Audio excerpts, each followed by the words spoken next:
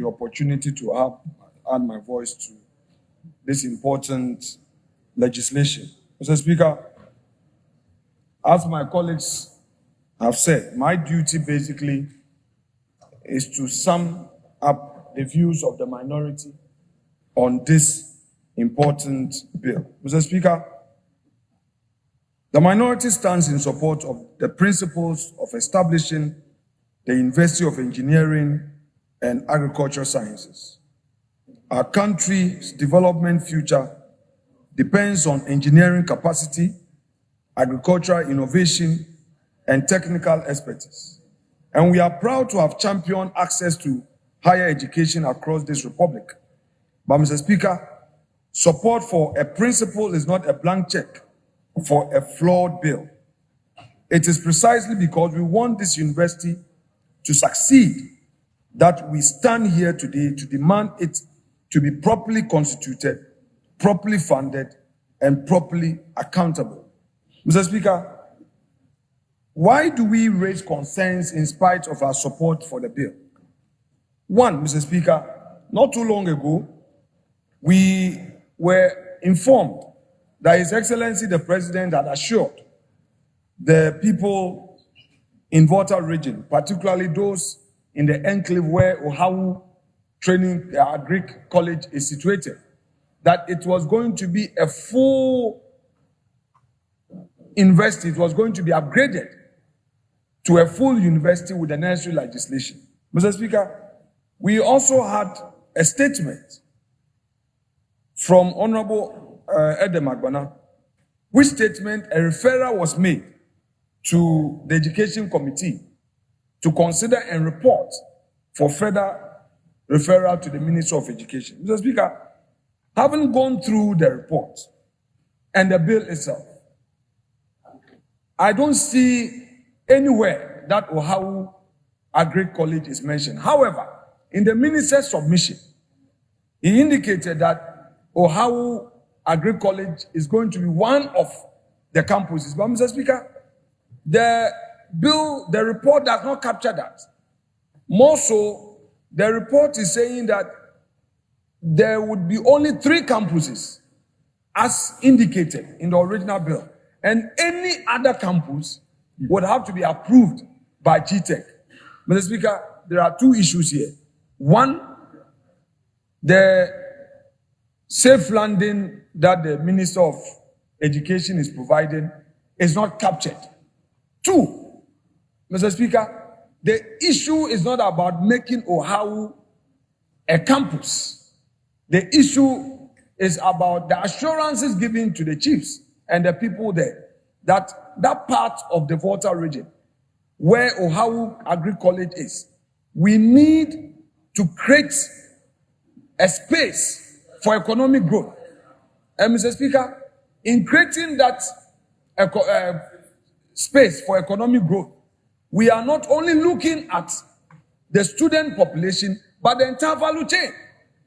Mr. Speaker, in fact, the day this statement was made, my dad was very happy because it was one of the early students who trained in that college, and was later sent to Modena for agric mechanization training.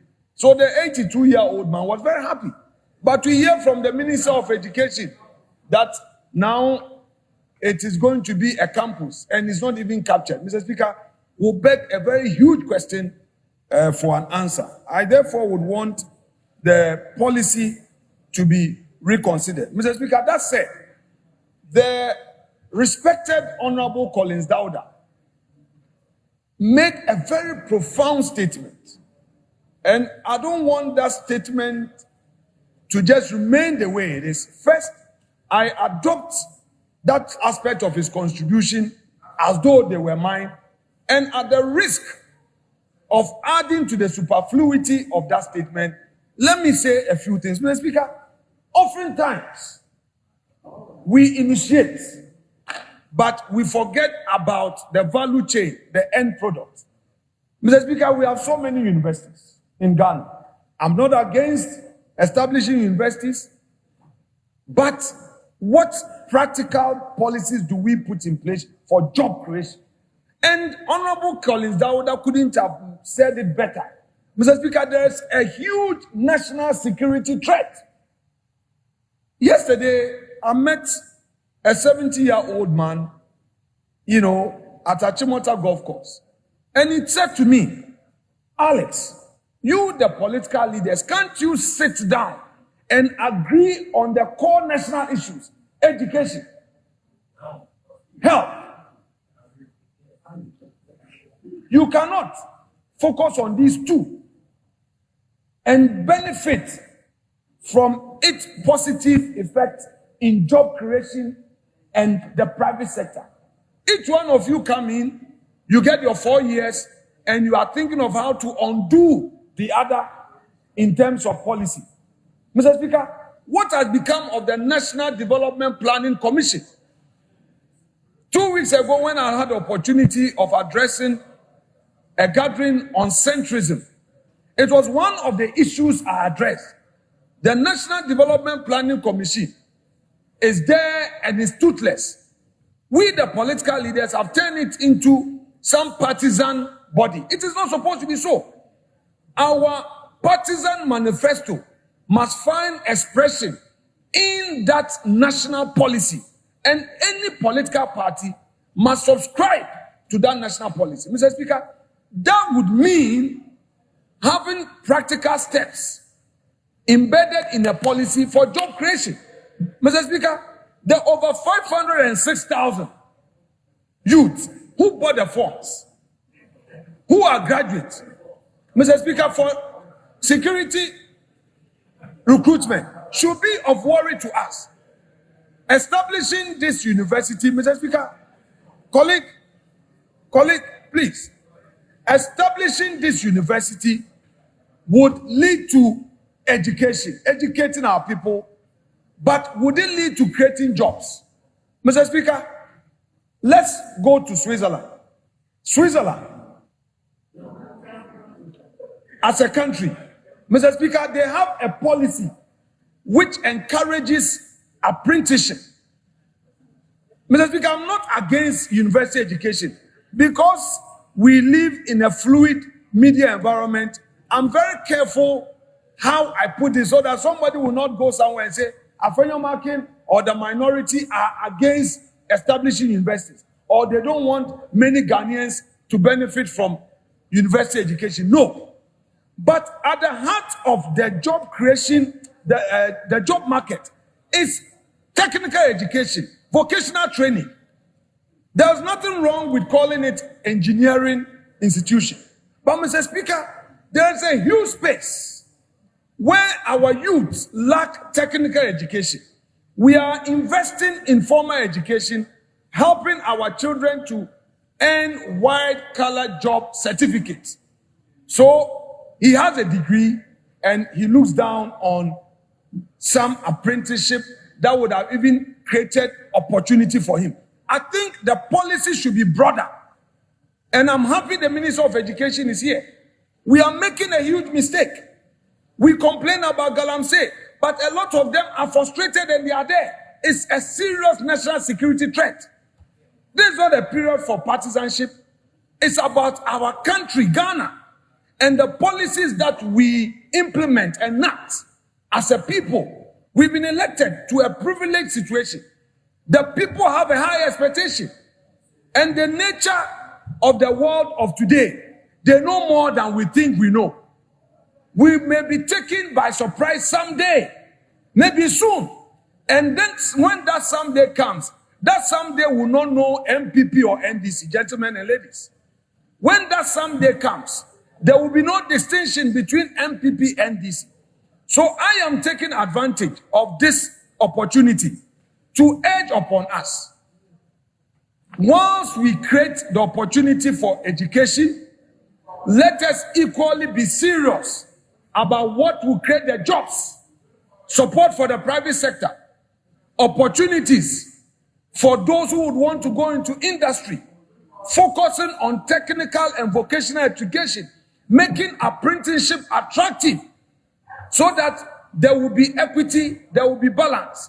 Somebody who has the knowledge will not necessarily say, I am going to university for a degree to become somebody in society, but somebody who goes to learn welding and learns it well and goes through a period of training will be proud of being a welder because his bread will be buttered as a welder.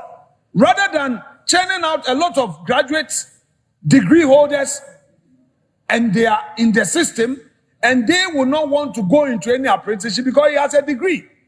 Meanwhile, the opportunity is in technical training. Mr. Speaker, I would conclude by saying that in Ghana today, a lot of the youth who are well skilled in vocational training from Nigeria, from Togo, from Burkina, are the ones at all construction sites. So government will say, I've created, say, 500,000 jobs. But those jobs, are they jobs that Ghanaians are doing? No. Each one of us here, let's go to all the construction sites.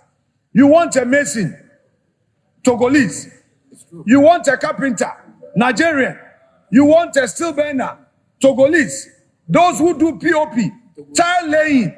Mr. Speaker, there's a huge job opportunity there. But because our people have not been trained in that area of skill, all of them are chasing masters, BSc, BA. That space has gone to others who are foreigners. And our people are now complaining. One day that they will say Choboy on us, we may not have anywhere to hide. So, Mr. Speaker, I conclude by urging upon the respected Minister of Education, who was once upon a time a leader of this house,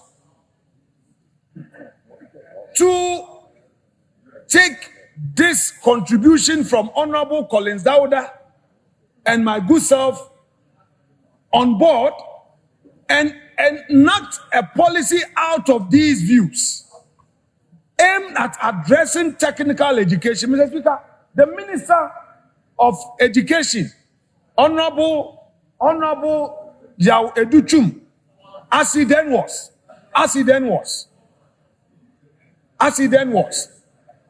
had taken steps in STEM education, and he took steps to equip over 48 vocational training institutions in Ghana. He started that project. Honorable Minister of Education, your steps are commendable, but I urge upon you to continue that part of technical and vocational education.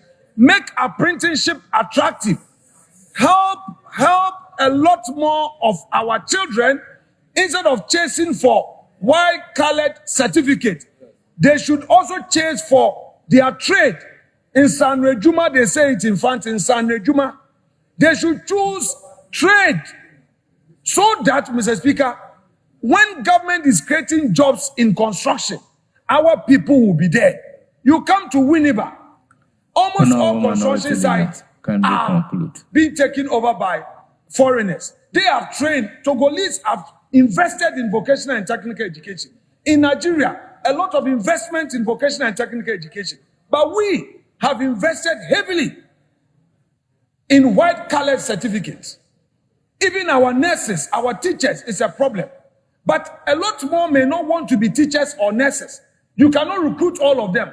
But in the vocational and technical training sector, there's a huge opportunity, unlimited, that should engage our attention as we enact policies. Mr. Speaker, that said, I would want to thank you for this treasure space and pray that the minister will take these concerns on board at the consideration stage, which I pray it is not going to be rushed today.